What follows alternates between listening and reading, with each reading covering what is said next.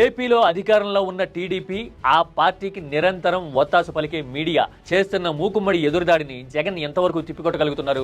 AP రాజకీయ పరిణామాల్ని decide చేసే question ఇదే. దీంతో పాటు టీడీపీకి అనుకూలంగా ఉండే మీడియాలో నిరంతరం ఒకే రకమైన ప్రచారాలు జరిగితే అదే వాస్తవము అని జనం నమ్మే పరిస్థితి వస్తుందా? పరిస్థితులు పరిణామాలు ఎలా ఉన్నా గానీ వెనక్కి తగ్గకుండా ముందుకు వెళ్లడము, సవాళ్లతో ఢీ కొట్టడము అనేది తన విధానము, నైజం అని చెప్పడానికి జగన్ ప్రాధాన్యం ఇస్తూ ఉంటారు. ఇదే పార్టీగా వైసీపీకి, లీడర్ గా జగన్ కి ఒక ప్రత్యేకమైన బలమైన ఇమేజ్ రావడానికి కారణం, సందేహం లేదు. అయితే ఇలాంటి విధానాల వల్ల అడ్వాంటేజెస్ ఎన్ని ఉంటాయో ఛాలెంజెస్ కూడా అన్నీ ఉంటాయి. తెలుగులో మీడియా అంతా 300కు పైగా చంద్రబాబు కనుసన్నల్లోనే నడుస్తోందని, టీడీపీ చేతుల్లోనే ఉందని జగన్ పదే పదే చెప్పడం వినుంటాం. అంటే మీడియా మొత్తం ఒక పార్టీకి, ఒక ఐడియాలజీకి కొమ్ము కాస్తోంది, వాళ్ళ రాజకీయ ప్రచారాలనే భుజాన వేసుకుంటోంది అని చెప్తున్నప్పుడు దానికి ఆల్టర్నేటివ్ ఏంటి, విరుగుడు ఏంటి అనేది ఎందుకు జగన్ ఆలోచించలేదు? ఆ రకంగా ఎందుకు అడుగు వేయలేదు అనేది చాలా ప్రధానమైన క్వశ్చన్. క్లారిటీ మీడియా అంతా ఒకే వైపు ఉన్నప్పుడు ఆల్టర్నేటివ్ మీడియాని ప్రోత్సహించడమో లేదంటే గనక ముందుకు వచ్చే వాళ్ళకి మద్దతుగా నిలవడమో